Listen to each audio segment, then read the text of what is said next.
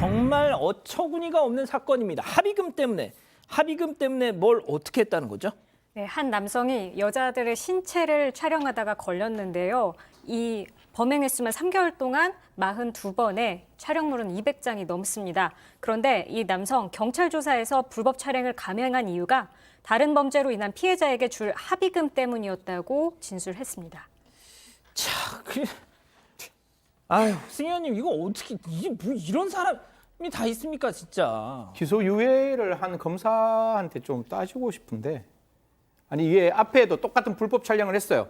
불법 촬영했는데 이게 불법 촬영이라는 걸 하고 난 다음에 이제 불법 촬영의 종류를 저희들이 좀 따져요. 이게 피해자의 어떤 성적 수치심이 유발될 수 있는 장소이냐, 피해자의 인적 동일성을 확인할 수 있는 장소이냐, 아니면 피해자의 그냥 일정 외관을 찍었느냐에 따라 가지고 여러 가지 달리 판단하는데, 아마 불법 촬영이라고 생각을 해서 검사도 그렇고 우리 주변에서 갖고 있는 사람들의 기본적인 통념이 그냥 충동적으로 사진을 찍었지라는 생각으로 예. 그냥 초범이다, 뭐 반성하고 있다, 뭐 피해자와 합의의 의사가 있다, 이래가 100% 기소유예가 됐을 거예요. 예. 그럼 기소유예가 되면 그 피해자와 합의를 하기 위해서 합의금을 줘야 되잖아요. 그러면 자기가 땀 흘려서 돈 벌어야죠. 그럼요. 그런데 또 불법 촬영을 해서 이거를 팔아서 그 돈을 받아서 이 다른 먼저 찍은 피해자에게 주겠다라는 생각을 했다라는 게, 와, 진짜 우리나라 말로 기함을 하겠습니다. 기함을 그러니까요. 하겠습니다. 어떻게 이런 발상이 가능한지 저는 정말 어이가 없는데, 자, 그런데 저는 박 변호사님, 네.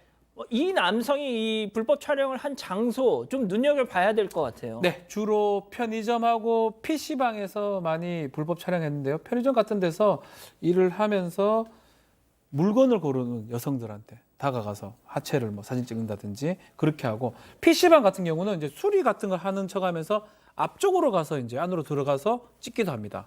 그리고 더더 놀라운 거는 헌혈센터 가서 촬영도 했어요. 아, 그 피백 뽑고 있는데 지는 그거 가가지고 그걸 찍은 겁니다. 남들은 좋은 일 하려고 이제 하는데 그걸 이용해가지고 불법 촬영했다라는 그런 것도 있습니다. 진짜. 자, 그리고 이 아까 그 PC방 말씀하셨는데 저는 이거 다시 한번 말씀드릴게요. 이 우리 가족 여러분들 중에서도 좀 조심하시라고. PC방 그 제가 이 자리에 앉으면 이 맞은편 자리에 또 누가 앉을 거 아닙니까? 자, 그런데 이자는 이 의자 밑으로 책상 밑으로 들어가서 상대편 여성의 그 신체를 찍었다는 거죠. 그러니까 칸막이가 없는 책상이었던 모양입니다. 가운데 칸막이가 없는. 야, 이거 좀 주의하셔야 될 것 같습니다. PC방 같은 데 가셔서 내 책상에 이렇게 밑에 칸막이가 있는지 없는지 이걸 좀 확인하셨으면 좋겠어요. 자, 그런데 소장님. 네. 정말 이렇게 세상에 헌혈하러 가서까지 내 몸이 찍힌다라고 생각을 하면 이거 어떻게 해야 됩니까, 진짜? 저는 지금 방송하면서 불법 촬영이 안 된 곳을 좀 알려주세요. 집, 길거리, 화장실, 학교, 지하철, 수영장, 목욕탕, 모텔, 뭐 아닌 곳이 어디 있는 곳인가요? 이 세상에. 도처에. 방송국. 괜찮아요. 방송국 괜찮나요? 여기 안 될까요? 방송국 다행이네. 방송국에 와서 살아야 되나 봐요. 그러니까 진짜 너무나 아닌 곳이 없을 정도로 이게 불법 촬영을 어떻게 좀 뿌리를 뽑을 방법을 좀 마련해야겠다는 생각이 들고, 사람이 불안감을 느낄 때 그 불안감이 나쁜 게 아니에요. 이 불안감을 느끼는 건 사실 날 보호하고 있는 거거든요. 내가 여기에 가면 위험하다, 불안하자, 가지 말자. 내가 저기 가면 위험해, 무서워, 피해 가자. 이런 게 되는데 편의점 뭐 이런 데는 정말 불안감이 없잖아요. 예. 그렇기 때문에 불안감을 못 느끼는 곳에서 이런 일을 당하면 이제 그때부터 불안 장애라든가 이제 무서움이 또 2배, 3배가 되는 거죠. 예. 앞서 승현님이 이걸 처음에 기소유예했던 검찰, 뭐 지적을 해봐야 되겠다라고 하셨는데 박 변호사님, 네.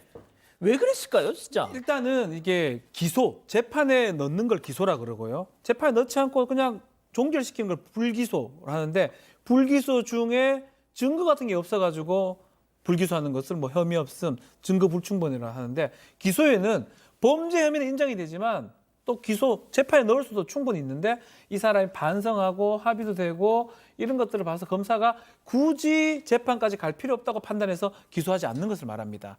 가장 중요한 거는 엄청 반성하는 모습을 보였을 거예요. 예. 제가 봤을 때 검사 앞에서 울기도 하고 뭐 이런 모습을 봤기 때문에 검사가 봤을 때 이 사람 다시는 범죄 안 저질 것이다. 아유, 불쌍하다 했으면 이런 그것 때문에 기소유예를 해준 거라고 저는 판단이 됩니다. 자, 그런데 말이죠. 기소유예를 받았습니다. 자, 그런데 두 번째 범행을 저질렀다는 거 아니에요? 지금 우리가 그 얘기하고 있지 않습니까? 검사가 속았네요. 어. 네. 그래서 재판에 다시 가게 됩니다. 그때는 더 이상 봐줄 수가 없는 거죠. 예. 기소유예도 수사 전력으로 남는 거고요. 두 번째 지금 행동이 되기 때문에 두 번째는 재판에 넘겨지는데 재판부에서는 이게 신체를 촬영해 가지고 돈을 벌려고 했던 게 죄질이 상당히 좋지 않다라고 하면서 또 합의금 때문에 범행을 했는데 그렇게 하면서 다시 실형이 아닌 징역 10개월에 집행유예 2년을 선고를 합니다. 아니, 세상에 이랬는데 집행유예가 나왔다고요? 네.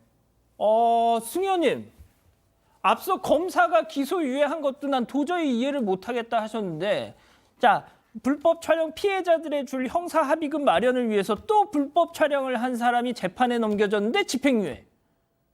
형사당국에서 아마 이 판결을 했을 것 같은데 저 이름도 알고 있는데 뭐 그 이름은 밝히지 않는데 그냥 법정형만 말씀드릴게요. 저희들이 불법 촬영을 어떻게든지 건절하기 위해서 제일 처음에 굉장히 형량을 낮추는 것을 영리 목적으로 SNS에 올려서 불법 촬영물을 팔면 3년 이상의 징역으로 만들었어요.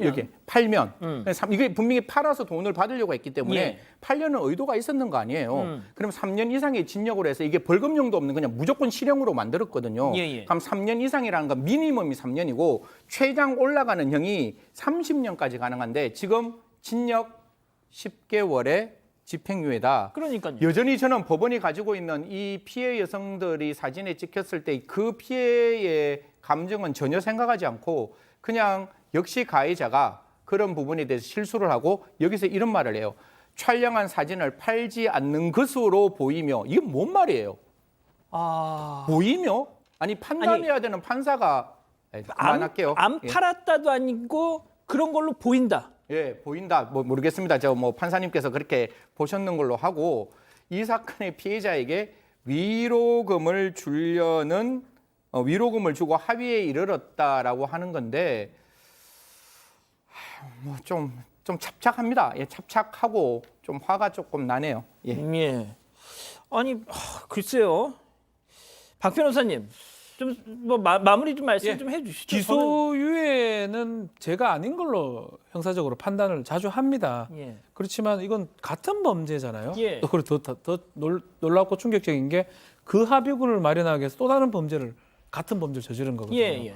그러니까 동종의 범죄를 재범을 한 걸로 판단을 하고 재판부는 판단을 했었어야 되는데 첫 번째 기소해 봤으니까 그거는 형사적으로 아무런 문제가 없고 이번에 지금 재판 기소된 게 첫 번째 범죄라고 본 것 같아요. 그러다 보니 집행유예를 한 거거든요. 조금 꼼꼼하게 판단할 필요가 있었지 않을까 이렇게 생각이 듭니다. 10조 카드 하나만 쓰겠습니다. 예. 사실 죄형 법정주의상 지금에 갖고 있는 법원의 온정주의적 판결은 절대로 불법 촬영물에 대해서 형을 많이 높이지는 못할 거예요. 그러면 제가 주장하는 것은 무엇인가 하면 이게 성폭력특별법에 카메라 불법 촬영죄가 들어가 있고 이 카메라 불법 촬영죄는 성폭법 24조에 따라서 신상공개가 돼요. 그 신상공개가 되는데 거기서는 성폭력 범죄의 잔혹성을 따지지 않습니다. 성폭력 범죄를 하면 14조에 들어가 있기 때문에 신상공개가 가능하니까요.